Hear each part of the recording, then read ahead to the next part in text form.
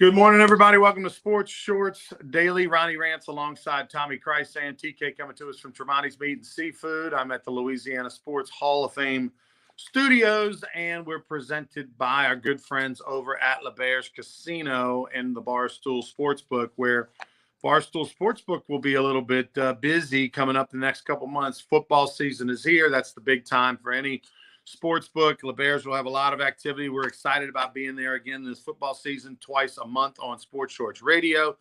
Today, we'll talk about some gambling implications and what Brian Kelly, LSU's coach, is doing to try to minimize players and their program getting in trouble with any of that.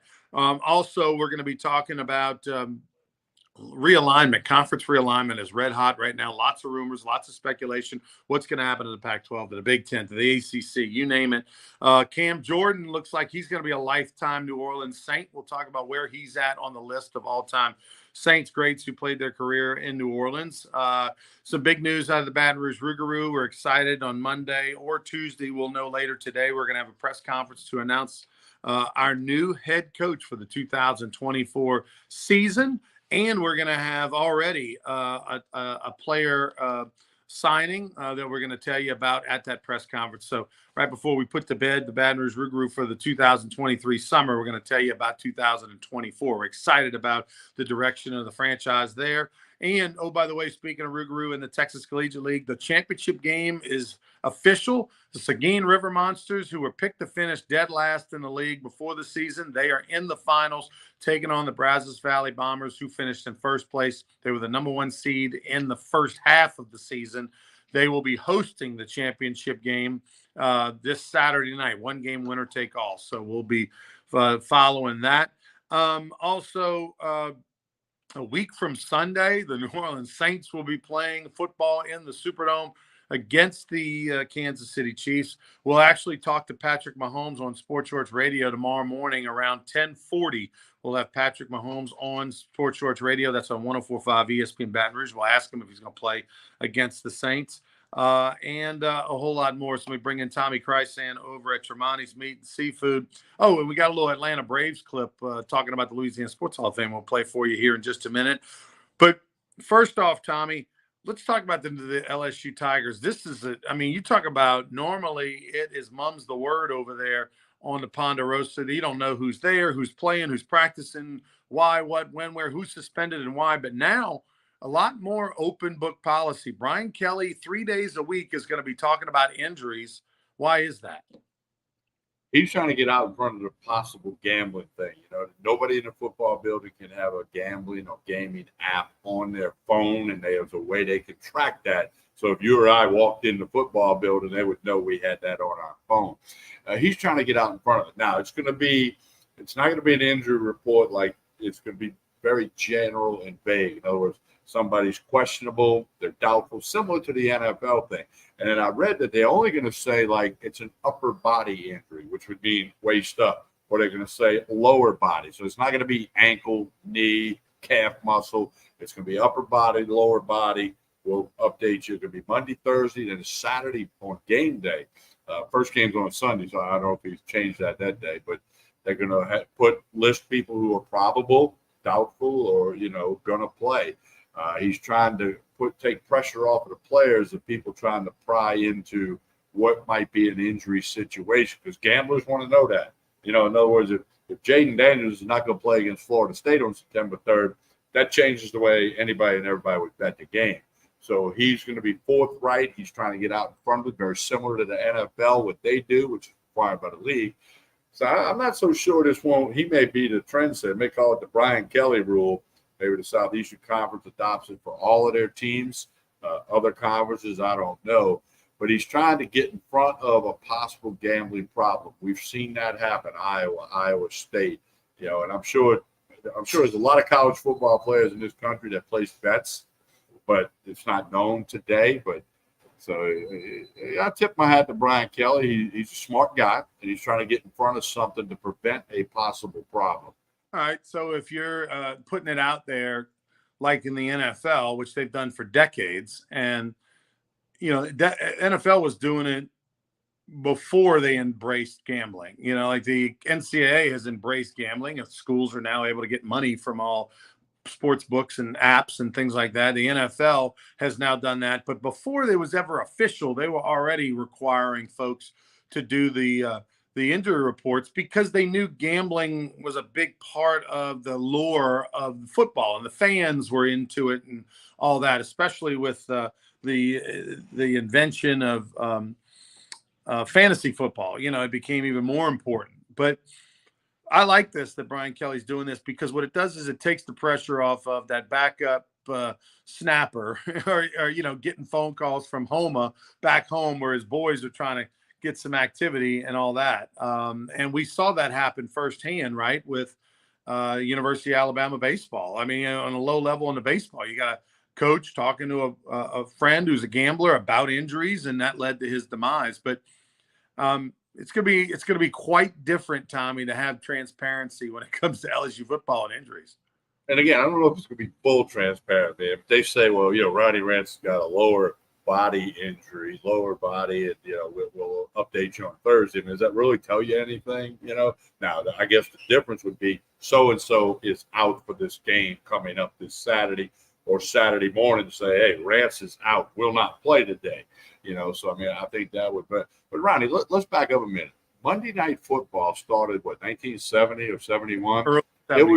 It started for the gamblers to get out of the hole. And most gamblers were in the hole after Sunday. So it all became to be, and then nobody would ever admit that back then. But it was designed. It was a good idea for the publicity of Monday Night Football. I remember the Howard Cosell highlights, the whole bit. But it was designed for gambling purposes to get out. And that's why all bookies settle up on a Tuesday because of Monday Night Football. Remember how big of a deal it was if you made the highlights? Oh, man. Like, I remember, as the Saints started to get better in the 80s, it was like, oh, they made the highlights. That was a huge thing. That was you talked about that at school the next day, the business office. I mean, it was like, yeah, did you see that? It was, and again, it was a different world because the internet existed, but nothing like it is today.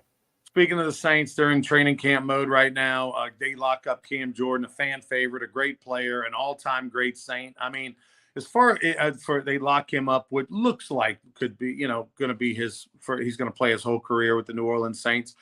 And that led me to think about great New Orleans Saints players that played either all or 90% of their career in New Orleans. Where in your mind on the defensive side? I mean, obviously we know about the Dome Patrol. But outside of the Dome Patrol, is Cam Jordan in that conversation of maybe – I think he's the top 10 all-time New Orleans Saint defensive great. But is he top 6, top 7? Where would you put Cam Jordan? Now you're saying 90% or more of your career? Of your career in New Orleans, right. Well, Ricky Jackson's got to be up there. Well, no, I'm saying Dome Patrol, all 4 of them, right? They're all – yeah, well, and then, back in the day, Tommy Myers was an incredible safety for many years. But Jordan, what I see with Jordan's consistency, he's had some Pro Bowl years. He's an incredible player. And he said that this morning. He said, I can't imagine myself playing anywhere but the New Orleans Saints. And he's a little long in the tooth. So this 2-year extension, which includes about $27 million guaranteed, I'm pretty sure you're not going to see him in another uniform after 2 years. He'll probably retire. He'll be in the Saints Hall of Fame and, consideration for the Football Hall of Fame. But I got to put him in the top. If you count the Dome Patrol, he's going to be in the top 6 or so. I mean, because nobody else really jumps out as this defensive, can't miss.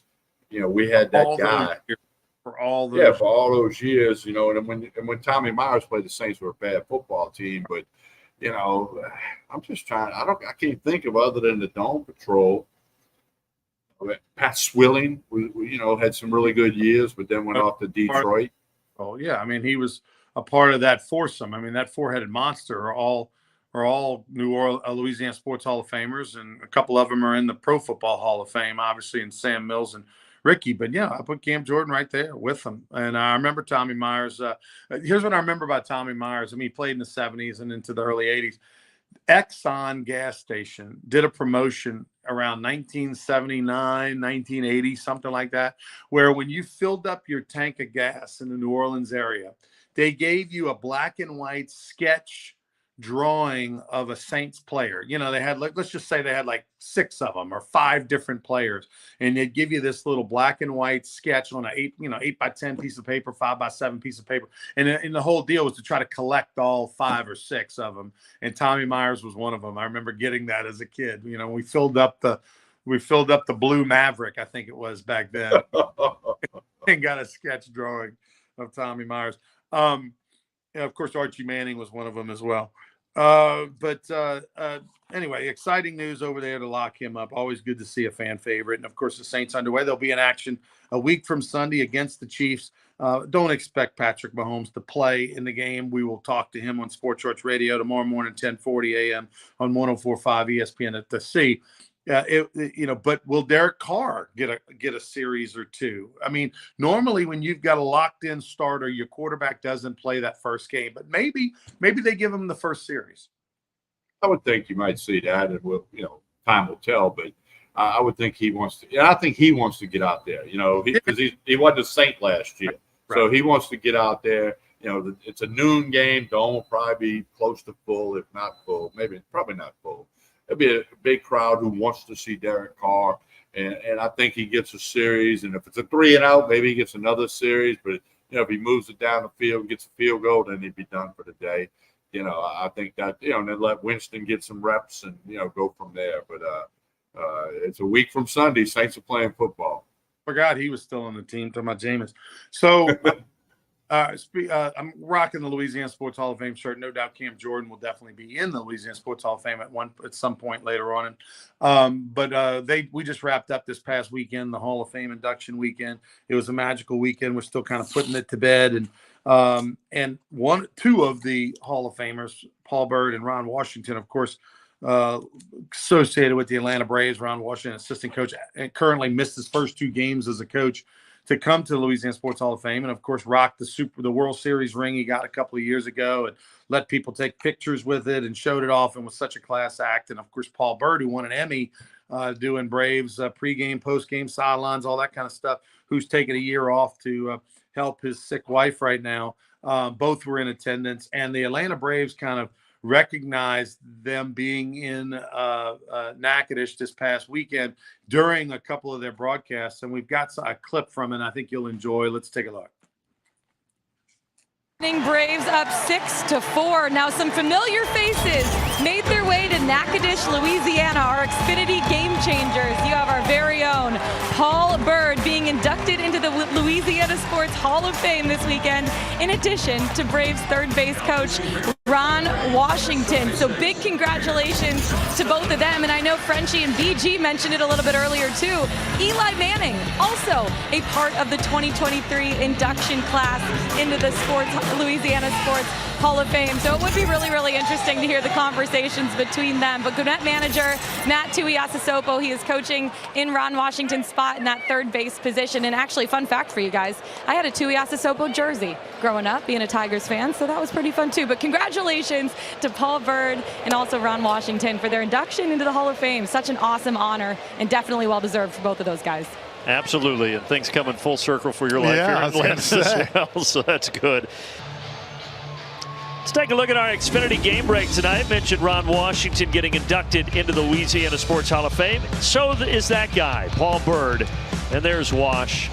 Congratulations to both of those guys. There's Eli Manning, part of the class here in 2023 in Louisiana as well. Saw Paul Mainieri in the background too, the old LSU coach. What a crew going in, man. Yeah, pretty good crowd. Big things kicking down in Louisiana. Meanwhile, Daysbel Hernandez is the one to replace Hearn. As we welcome you back onto the set here, look, a special weekend all around here at Truist Park, but also a special weekend down in Louisiana for a couple of folks that are involved with this wonderful organization. Paul Byrd and Ron Washington were honored as members of the Louisiana Sports Hall of Fame. Third base coach and Paul Byrd were down there making speeches, and frankly, Nick, it's well-deserved honors for 2 world-class individuals as well. I talked to both these guys last year about this too, and they were so excited to go in. I love the fact that we get to see Paul Byrd on the TV. We haven't seen him all year, so that's fun to see. He's excited to be there. Just to be honored in Louisiana for all that he's done and what he did in his career is huge. Plus, by the way, his wife Kim was there. She's struggled with some health stuff recently, and to see her there, I thought that was really cool as well. And congratulations to Wash, too. Finally, he gets in there. It took this long. He's a legend in Louisiana. He is big time, without question, and the man, we can't wait to get him back. Although Matt Tuiasosopo holds us down just fine. But we're just getting the party started here on Bally Sports, and Ronald Acuna Jr. has been throwing a whole bunch of parties on the face.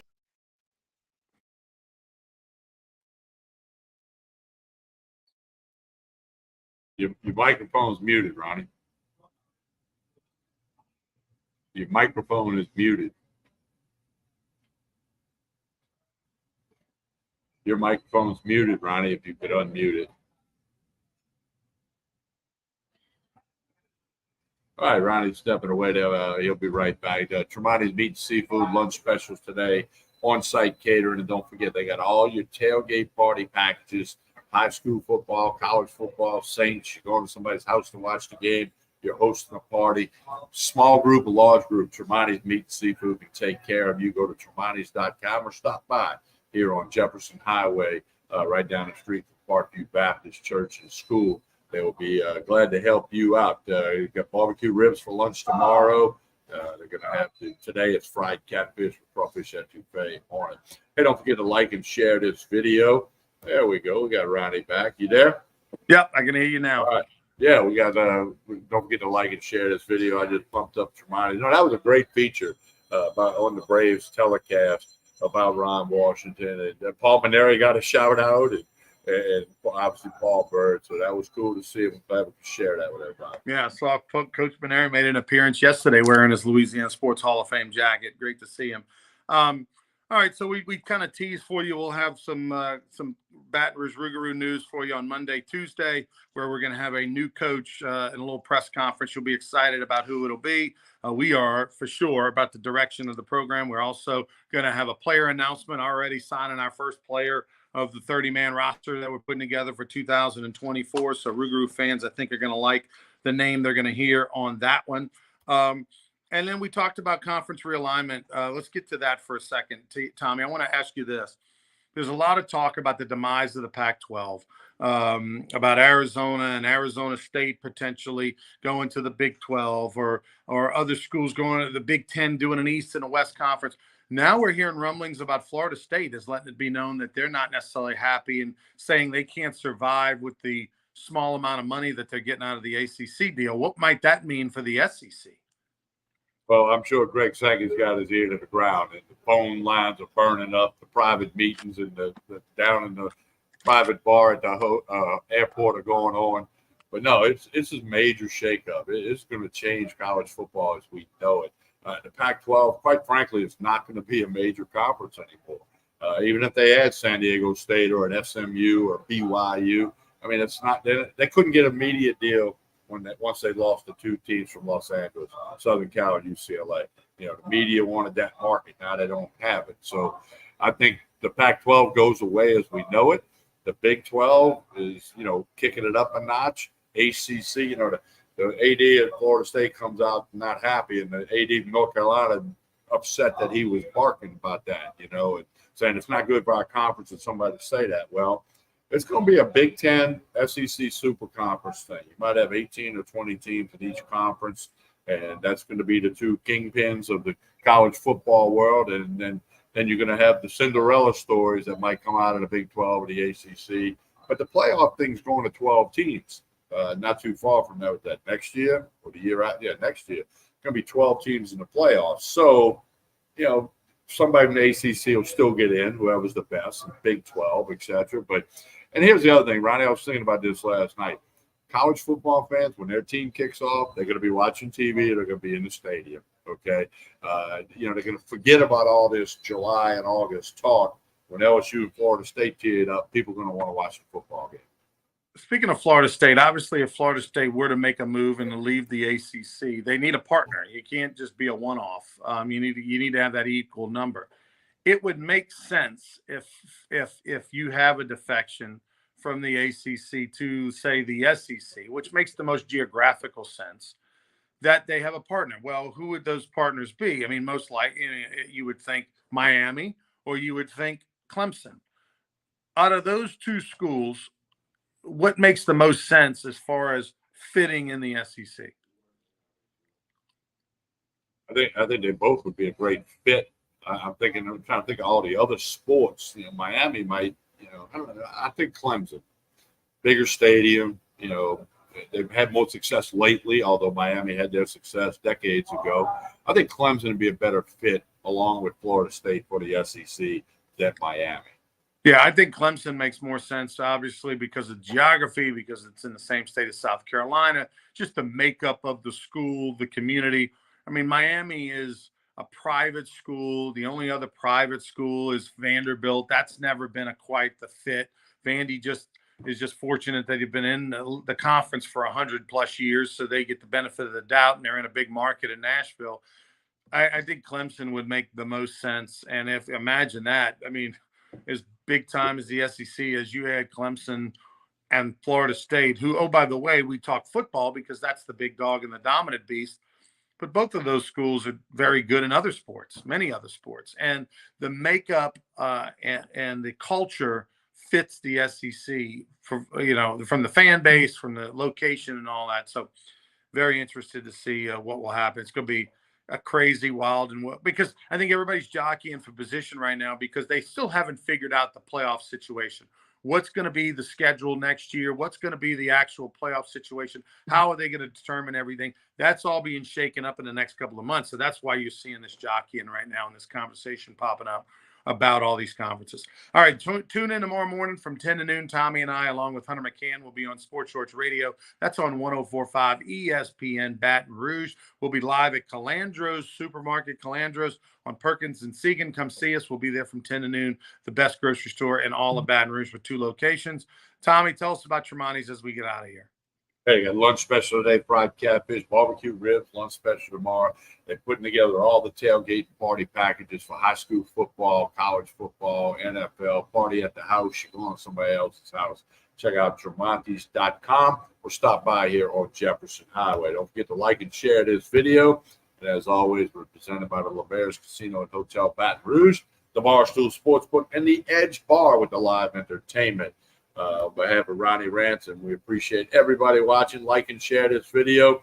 We'll talk to you tomorrow morning on the radio, 10 a.m. to 12 noon. Check us out on 104.5 ESPN Baton Rouge.